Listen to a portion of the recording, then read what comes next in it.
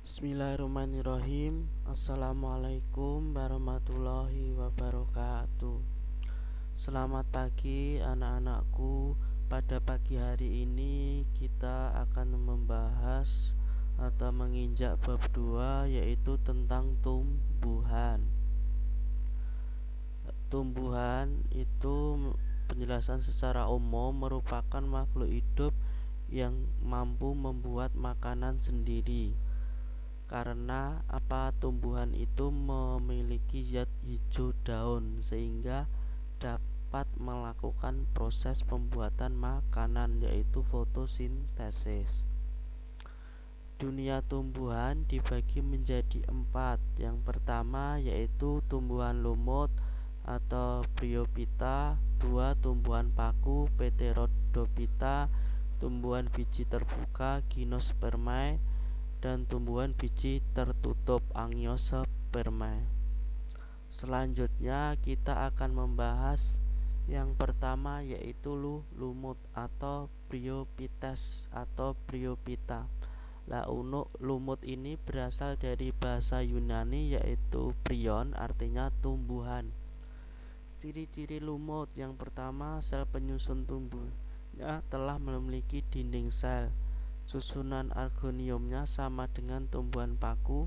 Lumut dan paku disebut archegoniata. Archegonium yaitu tempat pembentukan sel alat kelamin. Ketiga, batang terdiri dari selapis sel kulit, lapisan sel dalam, dan silinder pusat. Keempat, tumbuhan memanjang dan tidak dapat tumbuh besar.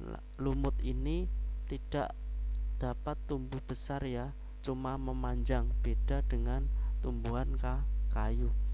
Yang kelima, rhizoid, tampak seperti benang-benang. Rhizoid ini merupakan akar dari lumut. Nah, ini adalah gambar struktur lumut ya. Ini rhizoid, mirip akar, batang dan daun. Ini fase gametofit. Di atas ini seta dan kapsul ya. Nah, ini adalah struktur lumut. Lanjut, yaitu pergiliran keturunan lumut. Yang pertama, spora. Spora terus jatuh ke tempat yang lembab dan nutrisinya bagus pada lumut dan timbullah protonema. Protonema adalah tahap awal pembentukan lumutnya. Terus setelah itu lumut.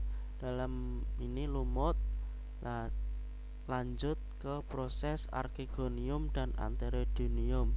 Di proses archegonium yaitu tempat pembentukan sel telur atau sel kelamin betina.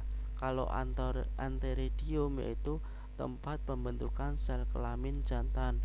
Disebut ini menghasilkan spermatozoid. Nah, setelah muncul sel telur dan spermatozoid, terjadilah zigot. Melalui fertilisasi terjadilah zigot.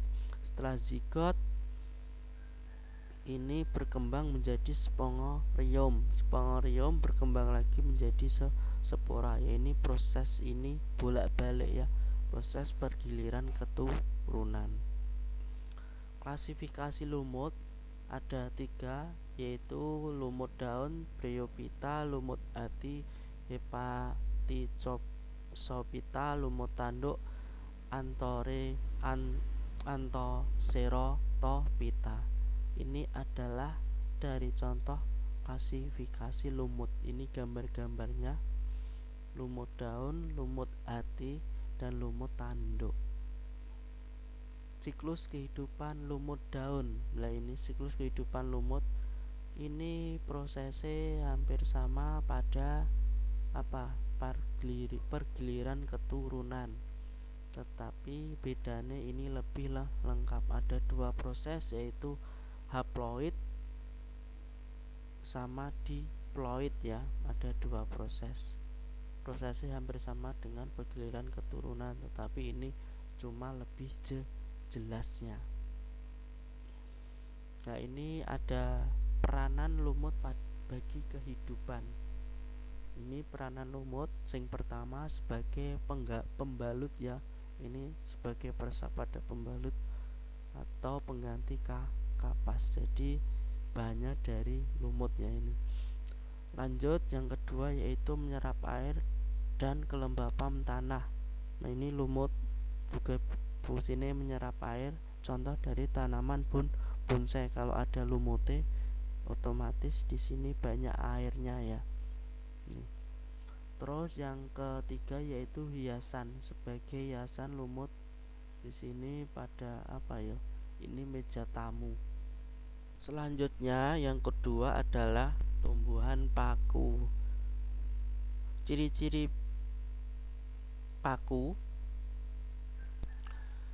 Yang pertama, lapisan pelindung sel jaga steril yang terdapat di sekeliling organ reproduksi. 2. Embrio multiseluler terdapat dalam archegonium. Embrio multiseluler. Multiseluler itu adalah bersel banyak. Yang ketiga, kutikula pada bagian luar.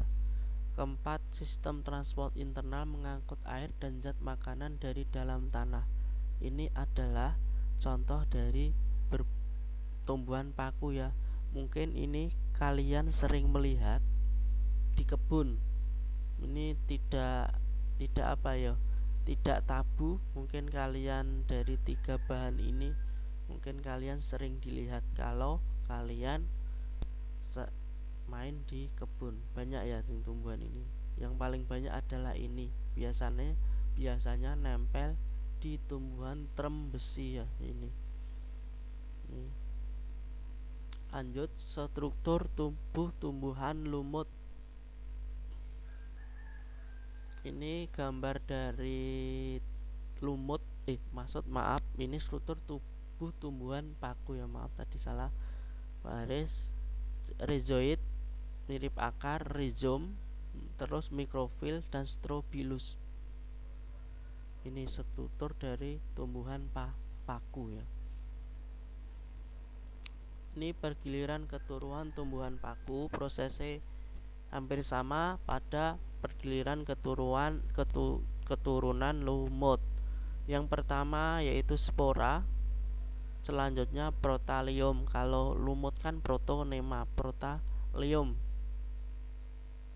Nah, protalium kalau lumut kan protonema, habis itu lumut. Kalau paku protalium langsung ke pembentukan sel kelamin ya. Antheridium yaitu pembentukan sel kelamin jantan. Kalau archegonium pembentukan sel kelamin betina. Nah, terus dalam ini membentuk sel kelamin, Antheridium menghasilkan sperma, archegonium menghasilkan ovum. Munculnya sperma dan ovum, terjadilah fertilisasi dan muncul zigot. Zigot ini berkembang menjadi tumbuhan paku. Tumbuhan paku lanjut sporangrium. Sporangrium jadi spora. Prosesnya bolak-balik ya ini. Lanjut, skema metagenesis tumbuhan paku hampir sama. Ini pada proses apa? Pergiliran keturunan tumbuhan paku, tetapi ini lebih jelas ya. Ada 2 proses, bersifat haploid dan bersifat diploid. Ini ada 2 tahap ya ini. Lanjut, klasifikasi tumbuhan paku. Yang pertama Psilotopita, contohnya ini. Kedua Pterophyta, contohnya ini. Ketiga Sphenophyta, contohnya ini gambar. Lycophyta, contohnya ini ya. Contoh dari tumbuhan atau klasifikasi tumbuhan paku, gambarnya ini. Lanjut, peranan tumbuhan pada bagi kehidupan. Pertama karangan bunga ya, atau hiasan. Ini tanaman hias, mungkin kalian sering lihat di depan rumah atau kalian mempunyai ya. Ini termasuk tumbuhan paku tanamannya. Sebagai sayuran, nah, ini juga digunakan sebagai sayuran tumbuhan paku, jadi bisa dimakan. Terima kasih anak-anak ya, kalian telah mendengarkan daring pada pagi hari ini. Sekarang lanjut ke soal-soal. Silahkan buka link di dalam deskripsi, tugasnya ada di situ.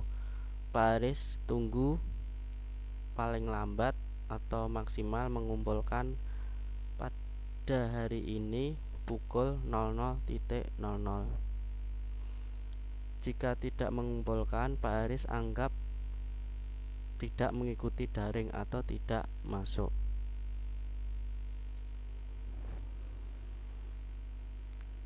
Dan terima kasih telah mengikuti daring pada pagi hari ini. Tetap semangat dan jaga kesehatan. Jangan lupa budayakan 3M, mencuci tangan, memakai masker, menjaga jarak. Wassalamualaikum warahmatullahi wabarakatuh.